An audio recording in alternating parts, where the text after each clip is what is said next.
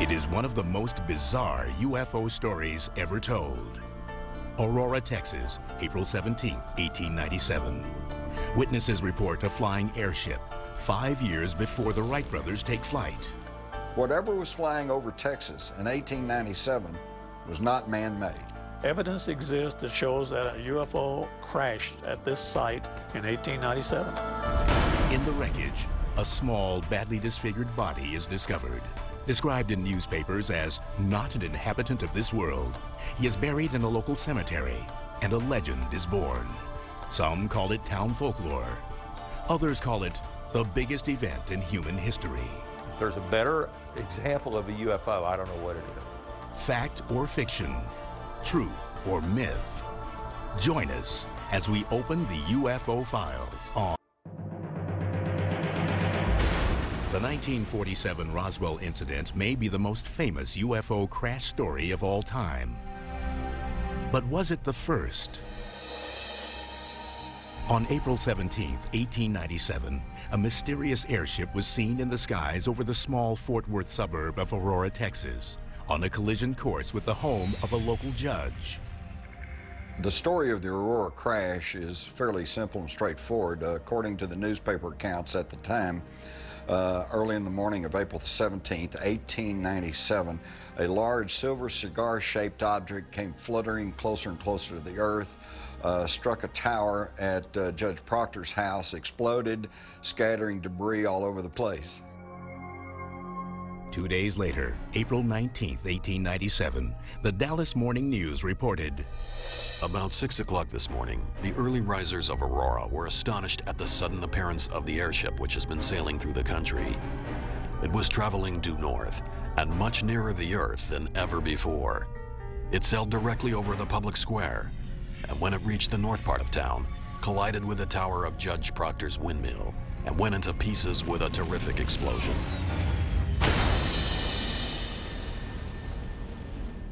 Scattering debris over several acres of ground, wrecking the windmill and water tank, and destroying the judge's flower garden.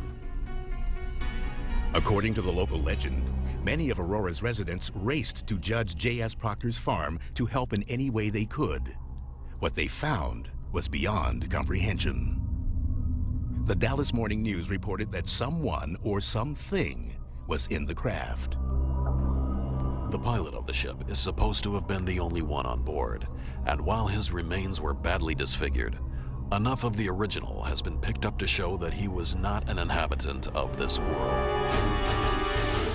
Mr. T.J. Weems, the United States Army Signal Services officer at this place and an authority on astronomy, gives it as his opinion that the pilot was a native of the planet Mars. His description was that it was an alien in form, and he was referred to as a Martian. Now, the only reference to Martians at that time were in the drawings of the science fiction writers, so it could have been sparked in part by literature. Of course, I wasn't there, so I can't say for sure who piloted the craft. All I can go is by the newspaper accounts, and they made it quite clear that the remains clearly indicated he was not an inhabitant of this world. According to the Fort Worth Register, the alien did not survive. They reported that he was given a Christian burial in the town cemetery. The fragments of the craft were then thrown down a well. The townspeople more or less wanted to forget about it, and I won't say pretend it didn't happen, but probably couldn't cope with what happened and didn't know. A small stone was placed over the unmarked plot to confirm the grave of the airship pilot. But as time passed, he would not be allowed to rest in peace. Years have gone by, leaving fewer and fewer eyewitnesses to the events of April 1897. Eventually, the story became a legend, a colorful tale that some considered to be fiction. Judge Proctor's land was sold. The newspapers stopped writing about the incident in Aurora, and the gravesite became little more than a curiosity. My initial reaction to the Aurora story, I have to admit, was a little bit of one of skepticism. But If you're going to be a history writer, you need to at least make a stab at trying to find out the truth. And that's what launched my investigation. When I began to research it, however, I found that there was more to the story than just the Aurora incident. I went to the Dallas Morning News, assuming that the Aurora story would be a headline on page 1. Well, it wasn't. It was buried in the middle of page 5. And what intrigued me was it wasn't even the first airship story on that page. In fact, there were over a dozen different articles about the mysterious airships listed in the April 19th edition of the paper. They released 16 in that same area the 2 days before this incident. 16 reported cases by reputable people is significant. In late November 1896, thousands of witnesses reported seeing the mysterious airship 1,500 miles away over California. Over the next few months, the tale spread to more than 20 additional states from California to Michigan. In Texas alone, the airship was spotted in over 30 counties between April and May of 1897. For those 2 months in 1897, literally hundreds of Texans saw something in the night air over Texas. They described it as cigar-shaped. Some people said it had lights. Some people said it didn't. Some said it could go 200, 150, 300 miles an hour. It could do things that airships today can barely do. Top speed at that time was about 35 to 40 miles an hour by train. And for reputable people to say something flew over their head going more than 100 miles an hour would be the same as us saying something went over our head going thousands of miles an hour. Texas historian Wallace Cheriton focused his research on the incident on the so-called witnesses listed in the newspaper articles. What I was trying to do was prove, were these real people? I was very pleased to find, yes, they were. They were, in fact, real people. When I first heard the stories of the airships, that excited me. It wasn't a lone incident. People across the country were experiencing something. That gave it validity. What were they seeing? Why were they seeing it? I'm not sure that we'll ever know what they were seeing. What I am sure is they saw something. Could it have been a balloon? Perhaps. Probably not an airplane, since those didn't exist. The first recorded man-made heavier-than-air flight was made, of course, by the Wright brothers in December of 1903 at Kitty Hawk. So whatever was flying over Texas in 1897 was not man-made. In fact, while hot air balloons were commonly used in the late 1800s, they were not able to perform complicated maneuvers, such as right-angle turns and rapid altitude changes that had been described by witnesses. Patents had been registered for more advanced airships, but there is no record of any actually flying during that period. We're talking about something that did not exist in 1897, and yet was seen by literally thousands of people. If there's a better example of a UFO, I don't know what it is. Soon after the Aurora crash was reported, the sightings ended. Suddenly, there were questions. Were these sightings real, or were they all part of a gigantic hoax? If you subtract out the known hoaxes, if you forget about them, what you're left with are hundreds of sightings by just common, everyday people that had absolutely no motive other than the fact, I saw something and I want to report it. Over the years, we investigate hundreds, thousands of UFO reports. They're seen, they land, and they fly away. This was something where it was seen, crashed, and left behind an occupant. That's why, to me, Aurora was the best airship case to investigate. And then, it's before Roswell. No one's gone in to cover it up. They didn't know about it. So that, to me, was the ultimate case to get the evidence I needed to prove or disprove what was going on. Aurora, Texas, 1897, 50 years before Roswell. Newspapers reported a major crash and a dead spaceman buried in the Aurora Cemetery. But as time went by, the story was lost. Then, 70 years later, it resurfaced. Well, in 1973, Bill Case started writing articles for the Dallas Morning News, and that spread over the countryside. The interest jumped because, again, somebody was resurrecting the old Aurora crash in 1897. The legend was reborn.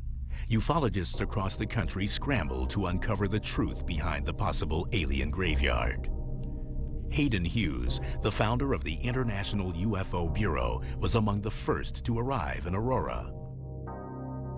Aurora was the outstanding case to me because of the crash of one of the airships for study, and for the remains of a pilot to be studied or exhumed if he was buried.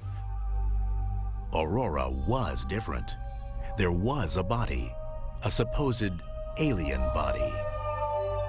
There's very few retrievable corpses or bodies associated with UFOs, but none that can be documented as well as the Aurora case. My belief in what the occupant pilot was what it was said, that it was the pilot of what the craft was. His description was that it was an alien in form. It was small in stature, which would confirm the type of creatures that are seen most frequently aboard UFOs. They are small in stature, childlike in size. The body, the crash site, the remnants of the airship. To Hughes, these had to be either the real thing or a hoax, and it was worth investigating. As to what to expect when we came to Aurora that first time, I was quite surprised that it wasn't as big as I visualized it to be. Coming into town, where was it? Well, we just went through it. There's the cemetery, okay? There's the hill, the windmills over this way. There's some houses down this way, or businesses. That was the extent of it. Another surprise, Hughes's reception by the residents of Aurora. It appeared that they had no interest in solving the mystery. One time you talked, the people were open. The next time, they were not. We were allowed in the cemetery on some occasions. On some occasions, we were barred and could not go in the cemetery. So the emotional level of the town kind of told me they wanted no involvement with it. I had gone from extreme excitement and the possibility of what we could get to a frustration in that it was like the town was against us from the beginning.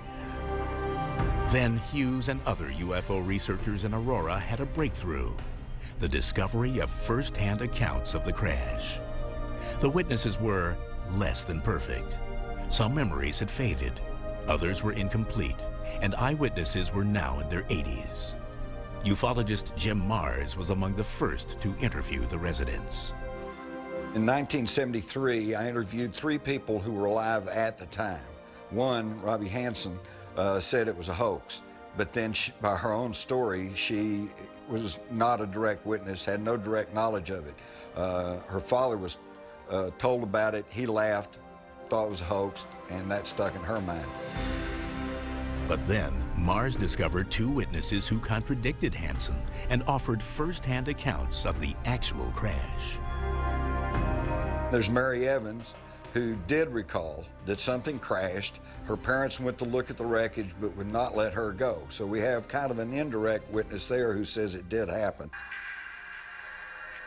And then we've got Charlie Stevens, who as a 10-year-old boy was out doing the chores and actually told me he saw the thing go over. He said it was trailing smoke and it seemed to be in trouble. He saw it disappear towards Aurora, heard the explosion, saw smoke going up. He wanted to go up and see what had happened, but his father, this old farmer in 1897, said, "No, son, we have to finish the chores." And he said his father went up into town the next day and came back and told him about all the wreckage that was lying around. So the preponderance of the eyewitness testimony leans towards something happened. In addition to eyewitness accounts, researchers located one man who added a new twist to the investigation. Aurora resident Brawley Oates, who suffered from an extreme case of rheumatoid arthritis, believed his debilitating health condition was somehow connected to the Aurora legend.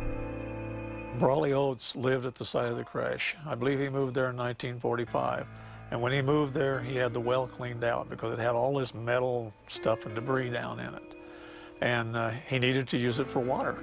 Oates believes that the water in that well that he and his family drank for about 12 years affected their health drastically. In fact, he developed some of the worst arthritis conditions in his hands and other things that anybody has seen.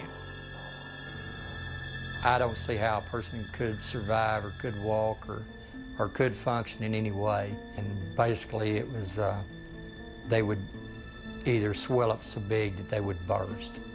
And at times probably bigger than golf balls on your fingers. And he claimed that it was from maybe the water from the well that they used. That's the way he told it. Brawley Oates told me that it was because of radiation from the well where people had thrown pieces of this Aurora spaceship. But in sealing off the well on his property, Oates also sealed crucial evidence to the mystery inside. For researchers, the scientific evidence to support their case was becoming increasingly difficult to find. We can't go on legends. We need scientific proof that you could take it any court of law and prove that this event actually took place, as our investigation disclosed. In 1973, investigators set out to the crash site and the graveyard. They hoped to find any evidence that could have survived the 75 years since the crash.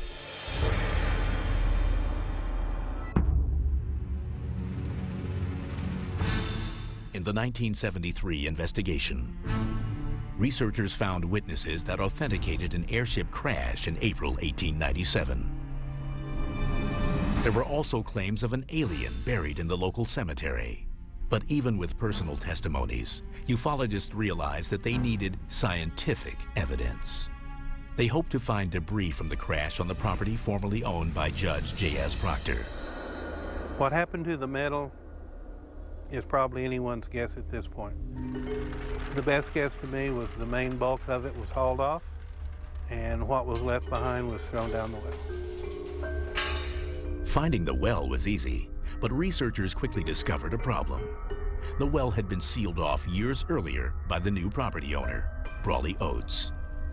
He had this big slab, 8 by 8 feet concrete over the old well. So to move that would be a major job. Discouraged, investigators turned their search for clues to other parts of the property. They went around and they got the little pinging of the machine, and they dig down and they find pieces of stuff. And some of the things they found were natural things you would find on a piece of property that had been around for years and had been farmed. Nails, bolts, and many other identifiable items were dug up at the crash site. But then, something caught their attention. One of the fellows from Corpus Christi, Texas, found a piece that was very significant that MUFON has actually had analyzed by John Schuessler. This was tested 2 times. In 1973, immediately after it was taken out of the ground, it was transmitted to me, and I took it into an aerospace laboratory. This laboratory was one that was used to determine the failure modes of aircraft and spacecraft parts. So they had the latest and best equipment. They're the ones that did the first analysis and determined the unusual nature of it. The analysis showed it had been there for a long, long time. And then when you cut into the metal, they were 95% pure aluminum and 5% iron. 5% iron in solution in aluminum is a no-no. It doesn't mix that way. It's like less than 1% normally. And when there is iron, there's usually zinc or other materials. There was none of that in this case. Although the major aerospace laboratory that initially tested the sample has asked to remain anonymous for this program, Schuessler verified the results with the Nastis Laboratories in Houston, Texas. According to Schuessler, both laboratories reached the same conclusion. Intrigued, he had the laboratories continue their tests on the sample to further determine the object's origin. The stories were that this thing exploded. It blew molten material out of this vast explosion mess, and that material hit things and dried and cooled. Well, the structural analysis of the material showed that it was air-cooled on the ground after it had been molten in the air. So the structure was perfect to fit the story. Has Schuessler uncovered the smoking gun to the Aurora crash? The material found and analyzed in 1973 couldn't have been made at that time on that farm or in the town of Aurora or anywhere around there, but it had to have been made in a very sophisticated laboratory using ultra-pure refining techniques. It's just a marvelous thing to have a piece of something you believe really could have come from a spaceship. Newspapers were quick to jump on the story of the new investigations into the airship crash, and as a result, the accuracy of the reporting suffered. Such was the case with a different sample sent to Dr. Tom Gray, now a professor emeritus at Kansas State University. One day there was a knock at my door, and a gentleman came in, and he had in his possession pieces that he had found at the reported site of the spaceship crash in 1897. Dr. Gray's colleague asked him to analyze the samples to determine if this was a piece of the Aurora spaceship. What you are looking at is the actual artifact that was tested. I showed this piece to my father-in-law a few days after I had done the analysis, and his first comment to me was, where did you get that water pump impeller? And so I kind of knew that that didn't come from a spaceship for sure. Once he determined the first sample's mundane origin, Dr. Gray began testing the two remaining metal strips. Once he discovered the pieces were primarily iron, he made an unusual finding. When I checked their magnetic properties, I did it by basically putting them in the presence of a magnet, and they didn't interact with that magnet. And I thought, that's kind of interesting. Perplexed, Dr. Gray searched for a certified metallurgist to give a second opinion on his puzzling find. It turns out that iron zinc alloys can be non-magnetic or magnetic depending on how they're cooled. Then, Dr. Gray relayed his story, along with his conclusions, to his school newspaper. When the article came out the next day in the campus newspaper, the headline basically said, "Physicist finds non-magnetic iron at site of Aurora spaceship crash." There wasn't one word in that article at all about the fact that I needed to talk to the metallurgist to find out what these properties were. And of course, then the cat was out of the bag, so to speak. As a result, Dr. Gray, his findings, and the piece of the Aurora spaceship became a part of the legend. But this part of the saga was misrepresented. Newspapers sometimes are in the business of reporting what they see as the news. That's not necessarily really what the news is. The real truth of the matter is, those materials were the kind of things you would have expected to find in a farmyard in Aurora, Texas. Having gleaned all the evidence they could from the crash site, investigators now shifted their focus toward the Aurora Cemetery. People said there was a body that was blown out of the craft and it was badly mangled. And the story was they gave it a Christian burial in the local cemetery. We were trying to determine what was the oldest part of the cemetery. That was our logical place to start looking first. They wandered around looking, and one of the local people said, those people aren't looking in the right place. You got to look for this 100-year-old gnarled oak tree. It's got a big beehive in it. So our investigators went there and they found this small stone that looked like it had an etching of some kind of an airship. Believing that they had finally found the spaceman's grave, investigators for the Mutual UFO Network, or MUFON, made another startling discovery. And when they went to the grave site where this piece of stone was, they got the same decibel reading on their metal detector that they did from where they picked the material up from the ground. Walter Andrus, former international director of MUFON, believes there is a connection between the samples located at the crash site and what was reading inside the grave. The fact that they detected metal down in this grave indicated that someone must have buried, along with the body, some of the metal fragments from the crash site, which gives it more importance because it ties the two together. To find out if there was something there, we sent a certified letter to each of the members of the Cemetery Association in Aurora and asked permission to exhume the body. But it was fairly impossible to do that because the Cemetery Association was dead set against it, and they were getting an injunction to stop it. And in fact, the day that everybody wanted to descend on the cemetery, they asked the sheriff of Wise County to put some deputies out there, and he did. He said, we don't want people coming into the cemetery and digging all over because we're very proud of what we have here, and we don't want to see a lot of excavation going on looking for a body. Well, it's frustrating because if we could found that, this would be one of the bigger events, and really would top off this whole investigation by coming up with an alien body. After 2 weeks, the patrols ended, and MUFON investigators suffered a crushing blow to their research effort. When we were able to get back to the grave site, the marker was gone. We don't know who took it or how. Then, another blow.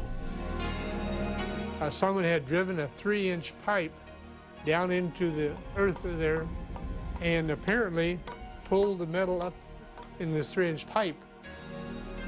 One of our MUFON investigators checked it and did not find any trace of metal with his metal detector. What could have been evidence to authenticate the Aurora UFO mystery was gone. Was this really Texas's Roswell? That's what investigators in 1973 hoped to find out. But like the Roswell story in 1947, the Aurora, Texas legend grew larger and the story more twisted as each day passed. At every turn, skeptics challenged journalists and investigative agencies like the Mutual UFO Network and the International UFO Bureau, seeking to disprove their research. The theories ranged from balloons soaring through the sky to the belief the Aurora legend was merely concocted to save a dying town.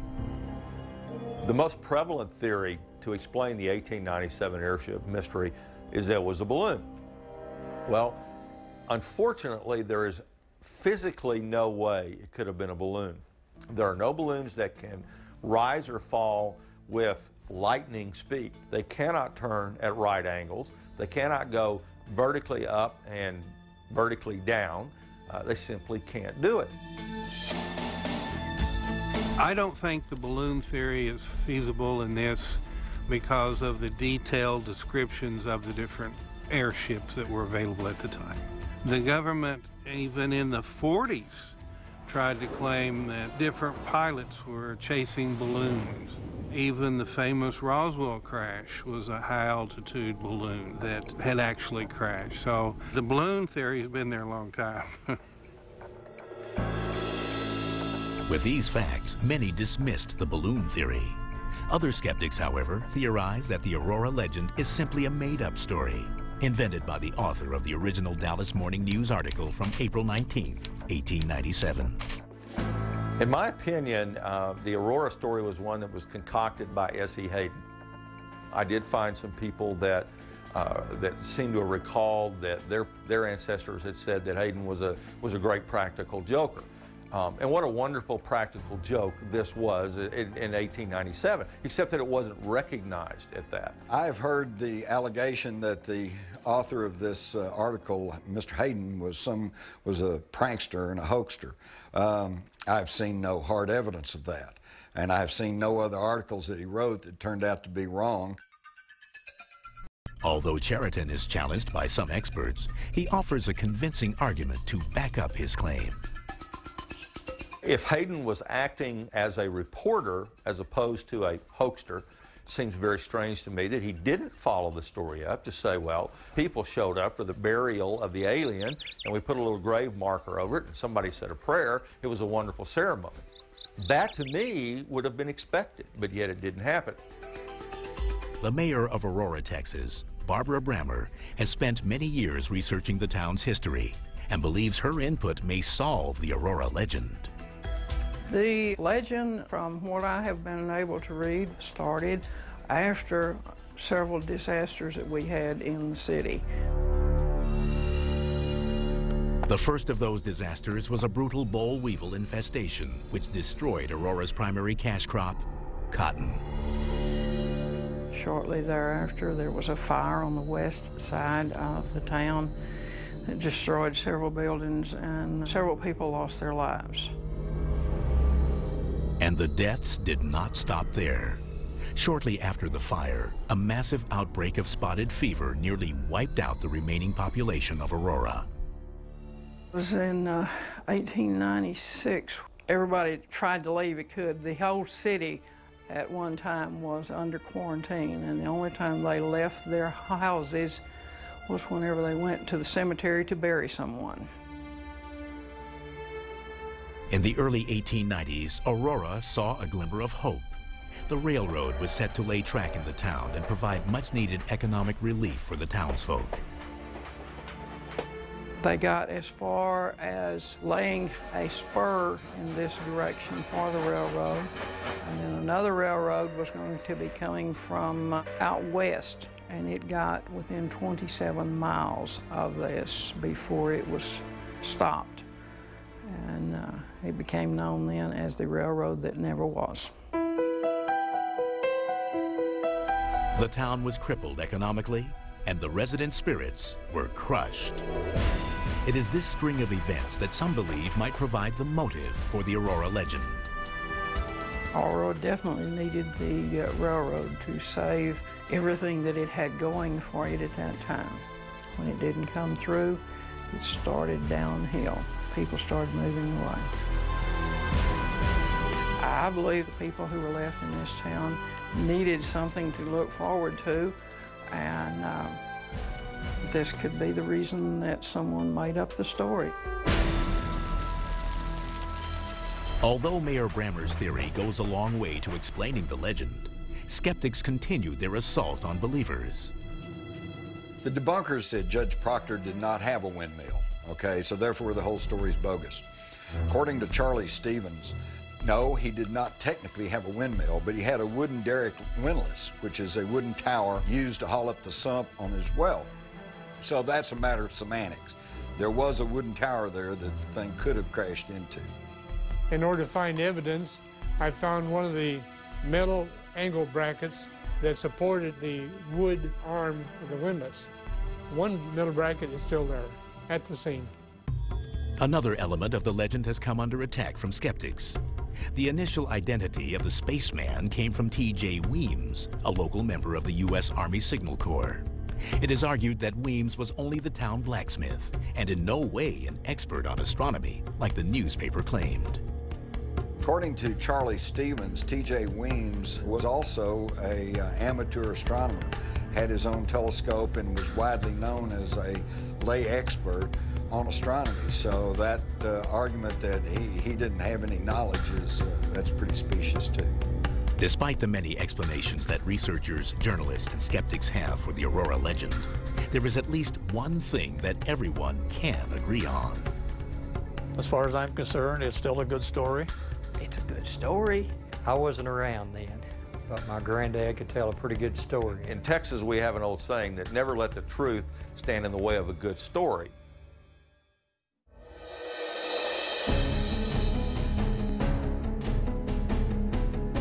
It has been more than 100 years since the quiet of Aurora, Texas was allegedly shattered by the crash of a mysterious airship. Like the incident in Roswell, New Mexico, that supposedly took place in 1947, the truth may never be known. But to some ufologists, this case from 1897 may be the key to solving the whole UFO phenomena once and for all. The significance of the Aurora encounter was that there was a body left to be studied, and that there were hundreds of sightings of the same description over the central United States during that time. We see what happened at Roswell, we see what happened at some other sightings, but this one held the answer, and because it was before modern day censorship, that's a key. It's still there. No one went in to cover it up.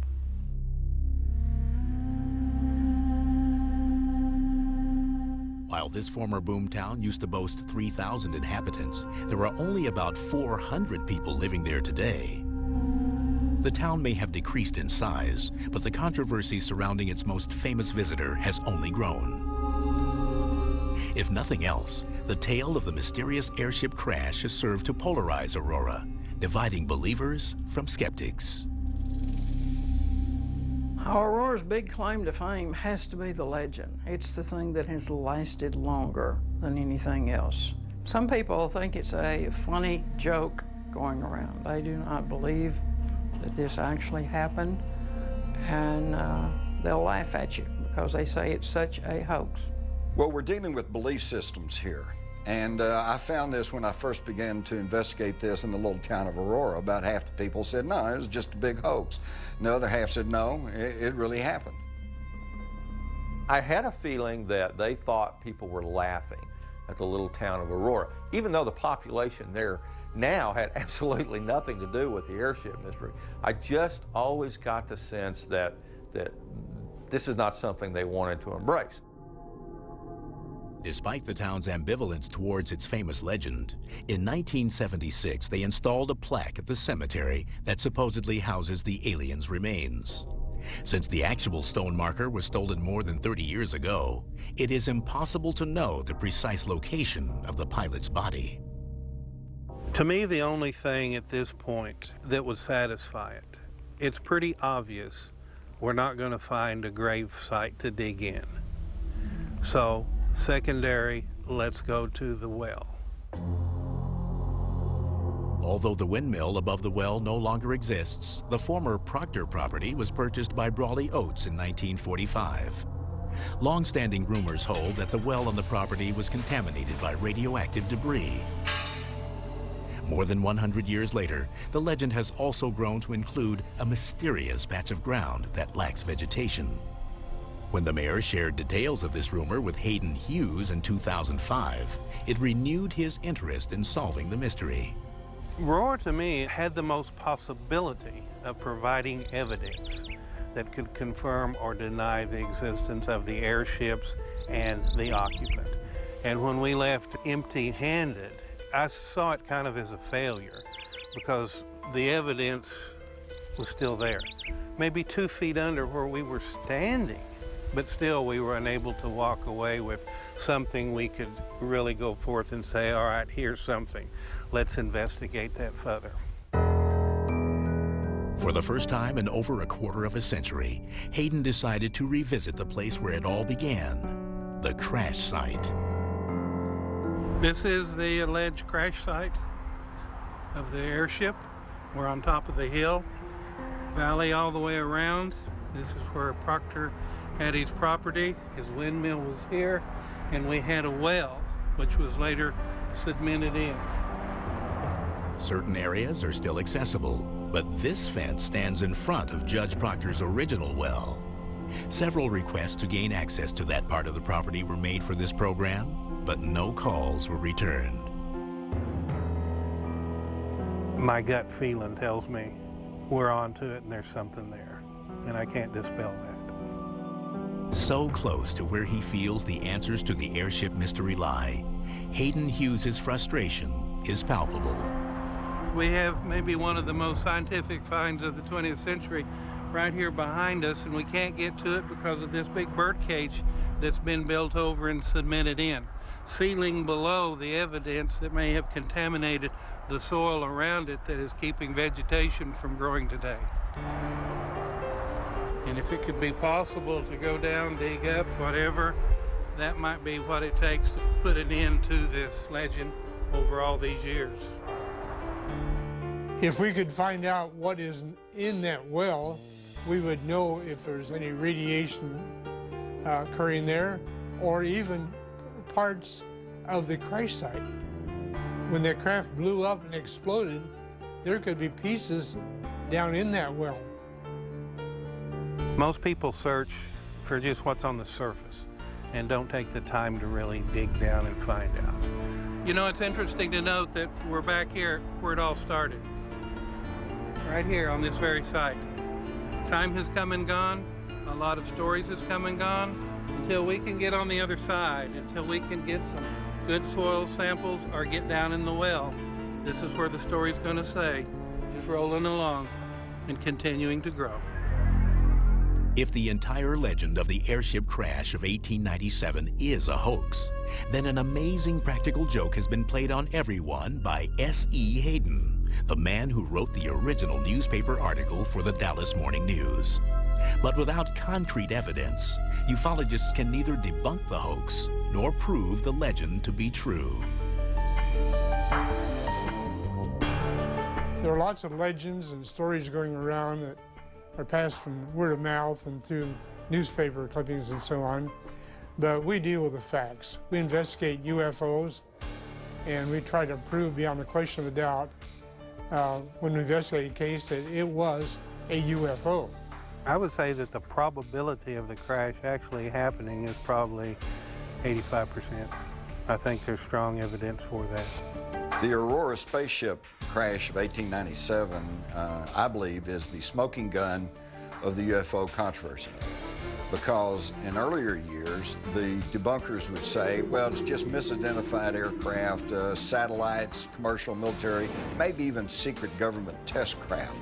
Well, I often thought, wouldn't it be great if we had a well-documented instance of a UFO before any of that was in the air? And we do, with the Aurora, Texas crash of 1897. We are fairly sure there was a crash at that site. I mean, all the physical evidence, all the stories about the people that were available at the time all go together and they all fit. It's not a mistaken identity and it's not a tall tale.